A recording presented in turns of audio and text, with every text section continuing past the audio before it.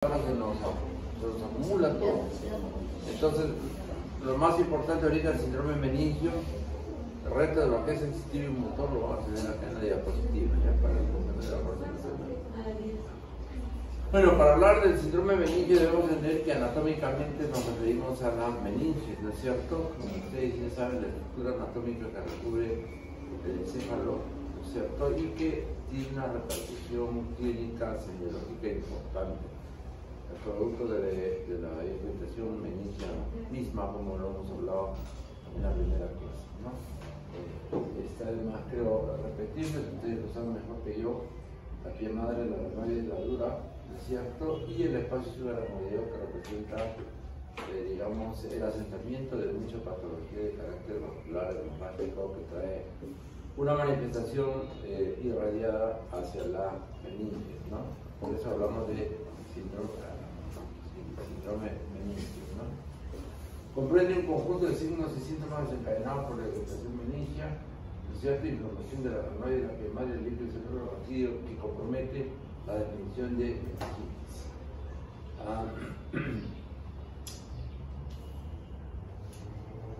Resulta de la asociación, como lo hemos dicho, irritación meningia, hipertensión endocraniana y trastornos del líquido cefalorraquídeo, de los cuales creo yo la irritación meningia marca la pauta para la iniciación de los signos y síntomas de la enfermedad. Manifestaciones que se originan por la irritación de la alerta meningia, como generalmente es una celosa que recubre el sistema nervioso central. Eso no implica que no vaya a haber también manifestaciones con repercusión encefálica en el cuadro de meningitis.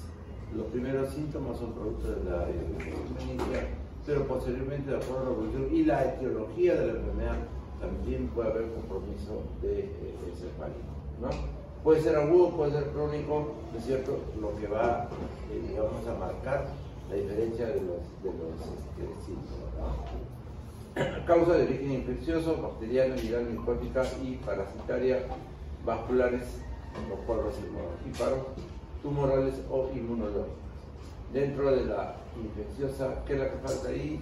Que es bastante común también, tuberculosis, ¿no? También. En nuestro medio, sobre todo, ¿no? Tal vez en otras latitudes es un poco raro, pero para nosotros sí, la tuberculosis puede ser una causa de meningitis, ¿no? Dentro de la anamnesis de la historia clínica, lo que debemos nosotros indagar es el tipo de cefalea, si es brusca, si es repentina, si es intensa, si es persistente, ¿no? El cuadro febril que preantecede a la irritación meningia, como digamos, preveyendo un proceso infeccioso de fondo, las náuseas y los vómitos, que son producto de la hipertensión endocraniana como de la irritación meningia, pero a la vez, digamos, puede ser también una manifestación infecciosa, ¿no? Precedente al proceso meningio. Sin antecedentes mórbidos previos, no hay ningún antecedente de enfermedad neurológica que pueda hacernos pensar de que hay un cuadro de fondo, ¿no? Generalmente los cuadros meningios son de carácter infeccioso, de carácter bacteriano, y eso es lo que finalmente nos lleva al cuadro en sí, ¿no? El decaimiento físico, el malestar, ¿no es cierto? El malestar general que acompaña generalmente no solamente al cuadro infeccioso, sino al síndrome meningio como tal. Embotamiento psíquico, porque hay un trastorno de la conciencia, definitivamente hay un desplazamiento de estructura producto del proceso inflamatorio que nos va a originar trastorno de conciencia, ¿no? Y una instalación reciente de acuerdo al tiempo de evolución, en donde no hay, digamos, un tiempo para poder hablar de cierta cronicidad o una condición subaguda del cuadro, ¿no? Durante el examen debemos verificar la presencia de náuseas, la presencia de vómitos, la rigidez de nuca, ¿no es cierto? Los signos meningios que lo vamos a explorar mediante la exploración semiológica, trastorno de conciencia, ¿no? Y verificar y constatar si hay un cuadro febril, ¿no? Realizar la función lumbar y donde nosotros podamos observar la característica macroscópica del microencefalografía, si es plano, si es turbio o si es altocrónico, ¿cierto? Entonces, son los elementos que debemos tener en cuenta para el examen o ante la sospecha de un cuadro benigno, ¿no? La presentación, TEA clásica, fiebre, rigidez de nuca y alteración del estado mental, nos permiten ya ir sospechando de una probable meningitis.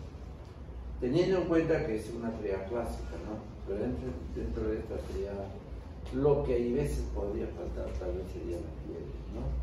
Que no en todos los casos, digamos, de acuerdo a la etiología, si se no, va a haber fiebre, ¿no? Posteriormente tenemos cefalea, fiebre, rigidez de nuca y alteración del sensorio. Si hay dos de cualquiera de estas alteraciones, ya hablamos de una sospecha también de meningitis, ¿no? Pero estamos hablando de rigidez, trastorno de conciencia y fiebre como ya más importante, ¿no? La cefalea, aparición brusca, repentina, progresiva, de intensidad ascendente, ¿no es cierto? Pulsátil, generalizada o la aparición portal irradiada hacia la parte de la nuca, que es la dirección que sigue la columna vertebral, ¿no? Pero es una cefalea, digamos, de aparición repentina. Los vómitos, como ya lo sabemos, son imprevisibles, ¿no es cierto? Su aparición es habitualmente paralela a la cefalea, ¿no es cierto? Primero aparece la cefalea y inmediatamente después los vómitos. No suele tener relación con la ingesta alimenticia, no precede con prodromos nauseosos, ¿no? Ni signos de preaviso del vómito. Es un vómito explosivo, repentino. La fiebre es síntoma integrante no indispensable en este síndrome, pero cuya aparición ya nos habla de un vómito infeccioso. Lo que no hemos hablado, ¿no? Hay fiebre, hay trastornos sensoriales, rigidez de nuca, como TEA clásica, pero muchas veces la fiebre puede estar dependiendo muchas veces de la etiología, ¿no? Es un problema de carácter tumoral, muchas veces no va a haber fiebre, ¿no? La hipersensibilidad a estímulos también es otra característica semiológica del sistema meningio, ¿no? Sensoriales a la luz y a los ruidos, ¿no? Hay fotofobia, hay pornofobia persistente, severa, ¿no? Hay sensitivas, ¿no? Una actitud de rechazo por la hipersensibilidad cutánea que tienen los pacientes, ¿no? Ante cualquier contacto, roce, al examen hay que tener bastante cuidado porque produce una estimulación desagradable en donde el paciente trata de tomar una actitud de autodefensa. Vegetativas, la comúnmente llamada raya meningitis cruzón, ¿no es cierto? Que al trazar la presión en el tórax, ¿no es cierto? Sobre una línea blanca después se enriquece, ¿no? Llamada la raya meningitis cruzón, que es una manifestación neurovegetativa producto del estado de vegetación meningitis. Los trastornos de conciencia, de confusión mental hasta el coma, ¿no? Relacionados con el grado de evolución del proceso clínico y cuya aparición conforme con la antigüedad, sí. Definitivamente creo yo, cuando ya hay trastorno de conciencia, es de mal pronóstico, ¿no? Ya habla, como les decía, el trastorno de conciencia por compromiso ya, más que el meningio encefálico, por el proceso inflamatorio o por desplazamiento de la estructura debido a una hipertensión endocrinal. Eso amerita ya un trastorno de conciencia, ¿no? Que puede ser confusión, letargia, un probable síndrome depresivo, ¿no? Entonces, creo yo que el trastorno de conciencia es un elemento que debemos tener en cuenta dentro de la evolución de la meningitis como de mal pronóstico. Me espero un momentito, por favor.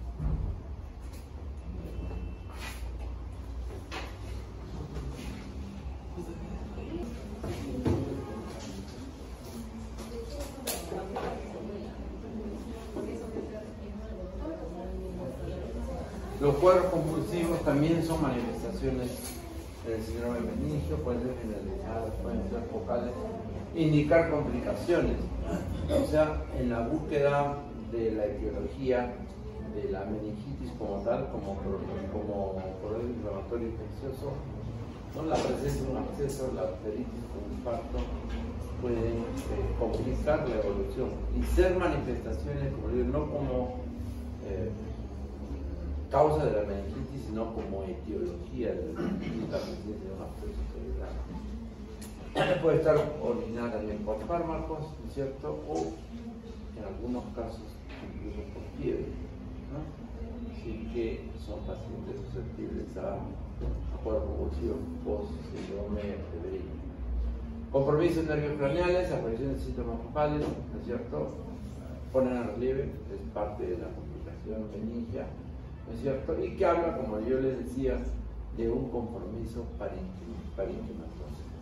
Es decir, la irritación meningia como complicación puede traer un compromiso de carácter parenquimatoso, ¿no?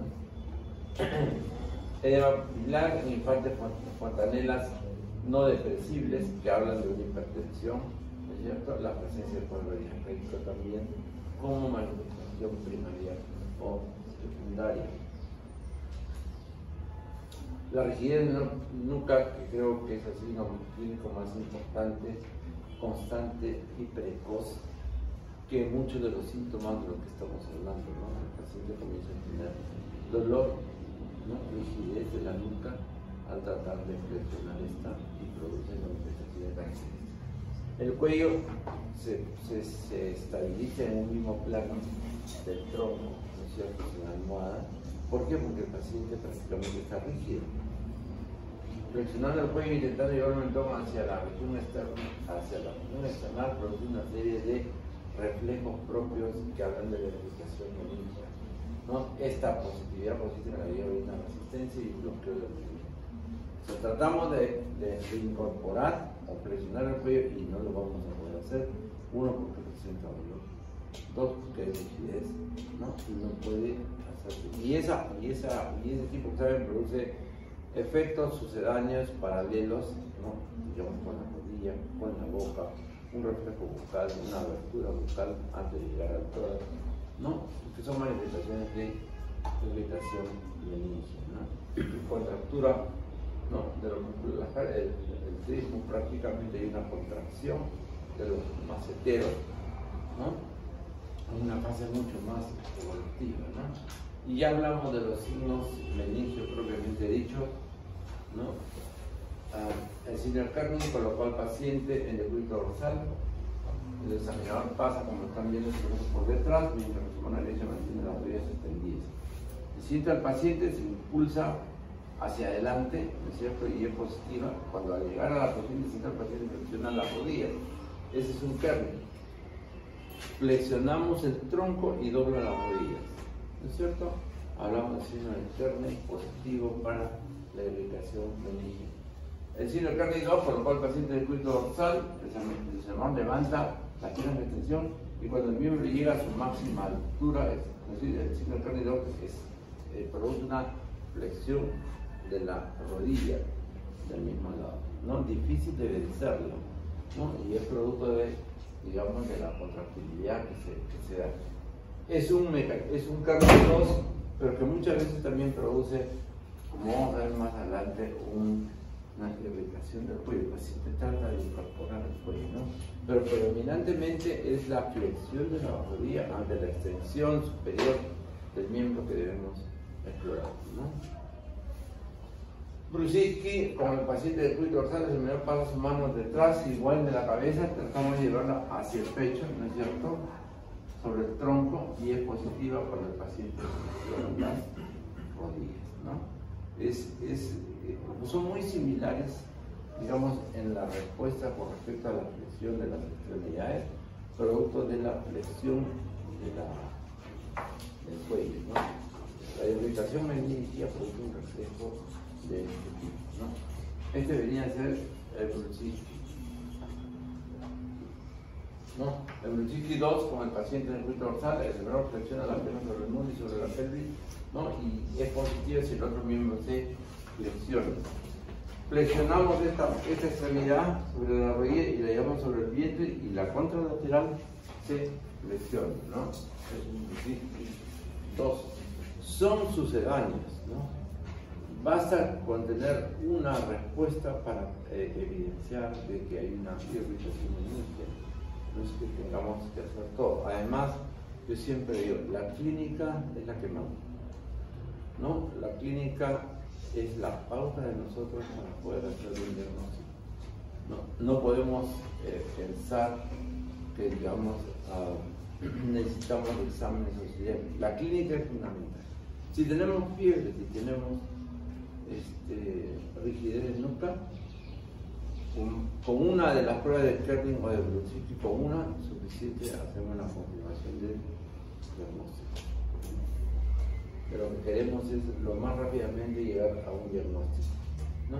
Después hay signos sucedáneos, que quiere decir que derivan de un Kerning, que derivan de un Brzezinski, pero que van netamente a demostrar la irritación meningia, ¿no? Magnus Klein, rotación de la cabeza, flexión, extensión de extremidades del mismo lado y flexión de las extremidades expuestas, ¿no? Que no es lo que mayormente hacemos, pero son exámenes sucedáneos. Contractura extensora de la musculatura dorsal es casi como un Kerning, un Brzezinski, ¿no? Se trata de flexionar la cara hacia el tronco, ¿no es cierto? Y no puede llegar, definitivamente no va a llegar por la rigidez, ¿no? Digamos, son exámenes sucedáneos. Nuca plantar, en donde vamos a ver una extensión del dedo gordo del pie, ¿no? Tratando nuevamente de doblar las rodillas, ¿no? Con flexión del cuello, signo de nuca plantar. Madeleine Pedro Pons, que pienso yo, le pusieron el nombre, pero viene a ser lo mismo, ¿no? Si ustedes lo revisan, es llevar al paciente, incorporarlo, ¿no es cierto?, para que haya flexión y la resistencia encontrada o la relación con la contractura refleja, que viene a ser prácticamente lo mismo que un Kerning, ¿no? Pero son maniobras sucedáneas, ¿no? La contractura de los músculos anteriores, de los rectos anteriores, pero una depresión. Este es el famoso vientre en batea, por contracción de los rectos anteriores en el cuadro meningia. El trinus, el vientre en batea, como les decía, ¿no es cierto? Y en los niños, los signos meningos pueden ser escasos, provienen las convulsiones, los vómitos, y el paciente tiene una proporción constitutiva, proviene la autorización con escasa temperatura. En los extremos de la vida, ya sea en muy pequeños o en pacientes muy ancianos, las manifestaciones van a ser mucho menores en intensidad que manifestaciones clínicas o semiológicas, ¿no? Debido, digamos, en el caso de los niños, por el tamaño, ¿no? Es decir, el paciente adulto tiene mayor territorio de los haces nerviosos para producir manifestaciones. En el niño es casi pequeñito, el trayecto es corto, y en los ancianos prácticamente es un desgaste, el envejecimiento natural del tejido muscular, la hipotonía, la flacidez propia de la vejez, hace de que las manifestaciones reflejas sean mucho menos intensas, ¿no?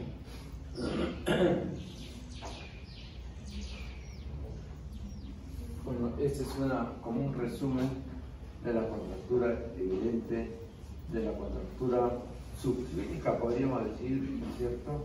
Y la asociación con otros síntomas para dilucidar o diagnosticar un cuadro de meningitis.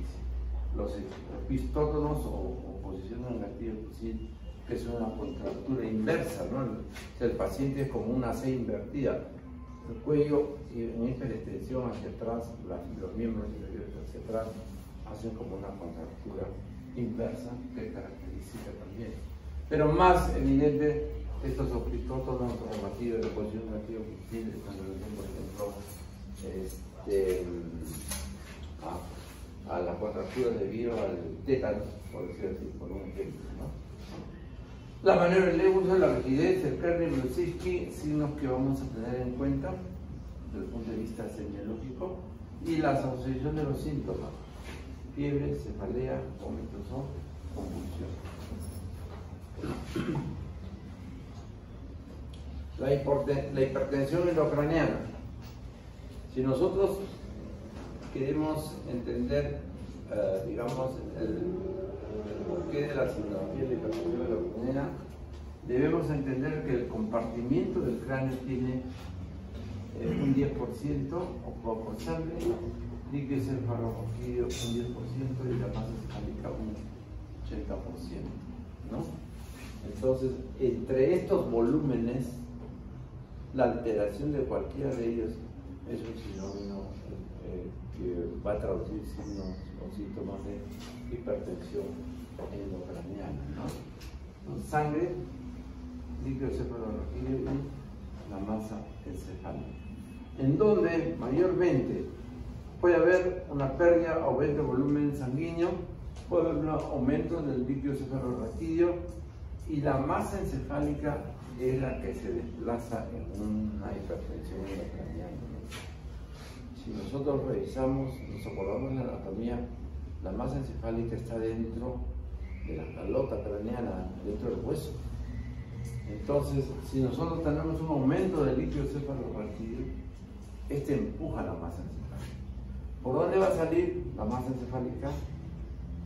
¿Por el agujero magno? Por el agujero magno, ¿no es cierto? El agujero occipital o agujero magno tiende a tratar de salir por él. Pues no tiene otro sitio, ¿no? Si esta hipertensión endocraniana continúa, se produce un enclavamiento de la masa encefálica yendo tratando de salir por el agujero magno. Y ese enclavamiento generalmente coge las amígdalas cerebelosas. Si agarra cerebelo, prácticamente compromete los núcleos, ¿qué núcleos? Cardiorrespiratorios. Y se produce para un paciente que se enclava prácticamente por una herniación amigdaliana debido a una hipertensión endocraniana.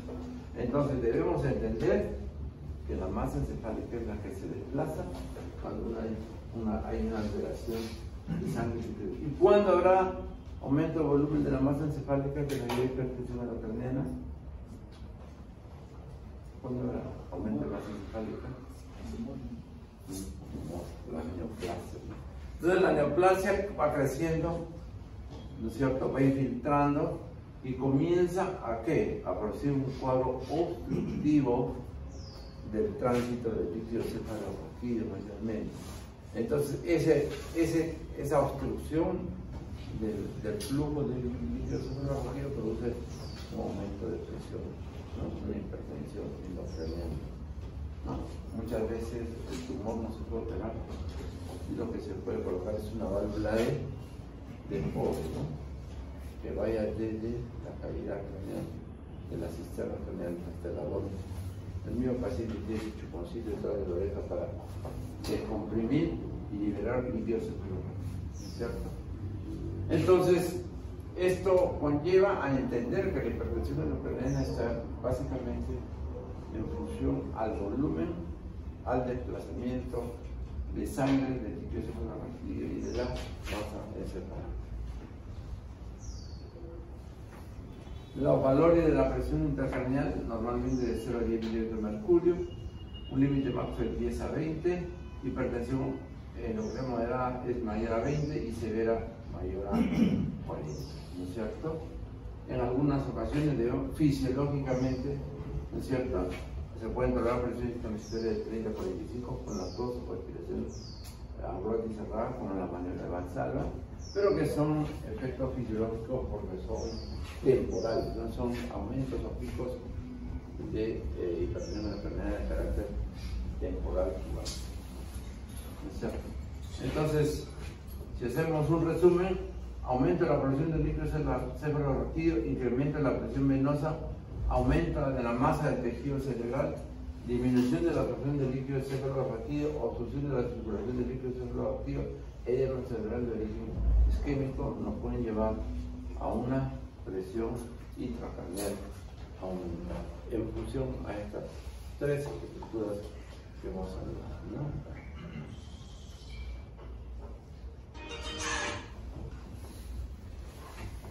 Aumento de volumen cerebral, hipertensión endocraniana benigna, infarto, hipoxia, síndrome renal, hiponatremia, encefalopatía hepática, aumento de volumen cerebral y sanguíneo, trauma encefálico, meningitis, encefalitis, encefalopatía hipertensiva, expansiva, endocraniana, hematoma, hemorragia, neoplasia cerebral y aumento de volumen por hidrocefalia, que puede ser de otras, digamos, de otro tipo de etiología. ¿No? Acá resumen, digamos, en función a los tres elementos que estamos diciendo, ¿no? Manifestaciones: cefalea, vómitos y papiledema a nivel retinal. Como digamos, triada desde el punto de vista semiológico para nosotros el vómito y la cefalea, ¿no? Es una digamos, característica de la hipertensión. Cefalea se presenta durante la noche, ¿no? Al despertar, ¿no? Mayormente en la noche, porque así como hay un mayor flujo en posición de cúbito, hay un mayor retorno de sangre, también hay un mayor retorno del flujo de líquido cefalorraquídeo, y por eso la cefalea mayormente durante la noche y durante el día. Mejora parcialmente cuando el paciente está de pie, ¿no? Es decir, disminuye un poco el flujo de líquido cefalorraquídeo. Preferentemente de localización bifrontal, bioccipital, es decir, es profunda, no pulsante, de intensidad variable dependiendo de su etiología. De acuerdo a la etiología del cuadro hipertensivo, será mayor o de mayor o de menor intensidad. El vómito coincide con los momentos de mayor intensidad de la cefalea, alrededor del 70% no procede de náuseas, un 30% precedido por estas y el vómito siempre. O sea, viene a colación esto, ¿no? Digamos, en la meningitis no hay pródromo. En la hipertensión de la coronaria sí puede haber, sí puede estar precedida por un síndrome nauseoso previo, ¿no? A diferencia de los cuadros de la cefalea de la meningitis, ¿no? El papiledema del fondo de ojo, ¿no? Y digamos, la presencia, lo pone como una advertencia, digamos, ¿no? La ausencia de cambios a nivel, muchas veces, de la fase inicial en el fondo de ojo, no descarta un cuadro de hipertensión endocrinal, ¿no? Además pueden presentar signos neurológicos focales fluidos en el flujo de sangre, ¿no? A la herniación cerebrosa, porque lo que hay que evitar en la hipertensión endocrinal justamente es eso, ¿no? El enclavamiento, la muerte por enclavamiento, ¿no? Ante la sospecha de hipertensión endocrinal, pero de alguna forma se tiene que disminuir ese aumento de la presión, porque el enclavamiento, la herniación amiloidea cerebrosa es la que lleva a la muerte del paciente, ¿no? Y los trastornos también de conciencia definitivamente en algún momento se van a manifestar. Hemos hablado que los trastornos de conciencia se dan por un desplazamiento de estructuras, y aquí en la hipertensión endocrinal definitivamente un desplazamiento de estructuras, ¿no? Trastornos funcionales mentales, apatía, trastorno de atención, la memoria, desorientación, aparecen a raíz del desplazamiento de estructuras que ya lo hemos dicho, y cuando es agudo la hipertensión puede aparecer trastorno de la frecuencia cardíaca, bradicardia, hipertensión arterial, la disfunción vulvar y trastornos de la respiración, ¿no? Cuando es una manifestación aguda, repentina, brusca, no progresiva, que no es lo usual, lo agudo, ¿no? Criterio diagnóstico: presión intracraniana elevada, estudio citoquímico, que muchas veces puede estar dentro de lo normal, neuroimágenes normales, muchas veces. Es en la primera fase de la enfermedad, ¿no? Características del paciente, mayormente o más frecuentemente en mujeres, ¿no es cierto?, entre los 21 y 35 años de edad, obesidad de por medio, ¿no? Obesidad, síntomas de cefalea, trastornos visuales, diplopía, tinnitus y acúfenos, signos, papiledema, casi el 100% parece el sexto par, defectos campovisuales, hemianopsias, disminución de la agudeza visual en un 25%. Y esta disminución de la agudeza visual puede ser una de las primeras manifestaciones subclínicas de una hipertensión endocrinal, ¿no? Generalmente el paciente comienza a tener una disminución de la agudeza visual rápida y progresiva, que no es lo usual, ¿no? Y podría ser una primera manifestación de hipertensión endocrinal, ¿no? Las contracturas musculares definitivamente son las más representativas. El síndrome de Robinson viene a ser como una muy similar al de la contractura de los opistótonos, pero la contractura de los músculos miembros inferiores nos lleva a lo más característico de la actitud en gatillo de Cushing, ¿no? Por una contractura de los miembros inferiores. Cuando el síndrome de Pernin y el otro lo hemos visto, ¿no?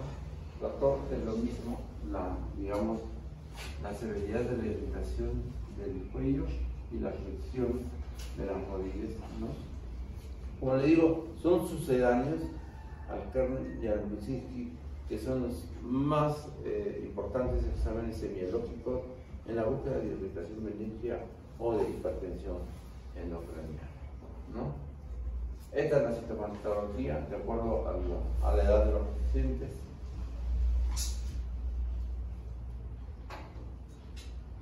El estudio como estudio, digamos, de icosofalología y multimenología, mucho ojo.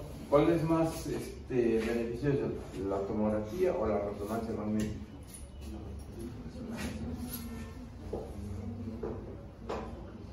¿Cuál es el más beneficioso? ¿Tomografía o resonancia?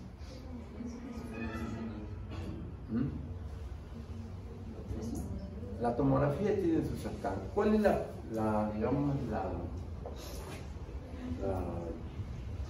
parte negativa, no muy beneficiosa de la tomografía?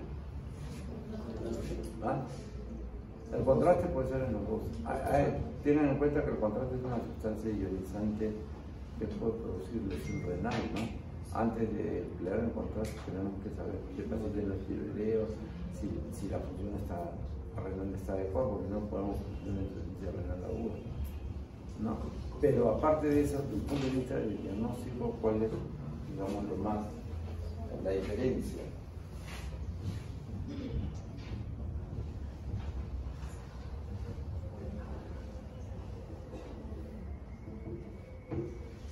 La irradiación, ¿no? La tomografía irradia mucho más que la resonancia magnética, ¿no? En resumen, la resonancia es como es un dibujo de las partes blandas con una irradiación mucho más difusa. La tomografía no. La tomografía es una irradiación por cada centímetro de tejido. Es como si estuvieran tomando una radiografía cada 1 centímetro, es decir, un paralelo, como dicen algunos, son 80 radiografías todas en un momento. O sea, la irradiación es demasiado alta, ¿no? En cambio, la resonancia tiene una disposición más difusa de la irradiación, permite ver mejor las partes blandas, y en ambos, también en la resonancia, después de las dos sustancias de contraste, que permite dibujar mejor la estructura vascular parencimal del cerebro, ¿no? Criterio de gravedad: la presión en un estado de shock, a veces extrema de la vía, para formar conciencia, la presencia de púrpura cutánea que nos habla de trastorno del tipo o neuropatía, ¿no? Y un cuadro de instalación de menos de 24 horas, ¿no? Bien, entonces con esto revisamos lo que es el síndrome meningio. Tienen que imprimir el examen, hay problemas abajo. Les voy a dejar lo que es para ganar tiempo, si no vamos a dar tiempo para el examen. Síndrome sensitivo, síndrome motor. Acá está ya en la máquina. Y vamos a... No, ya estamos.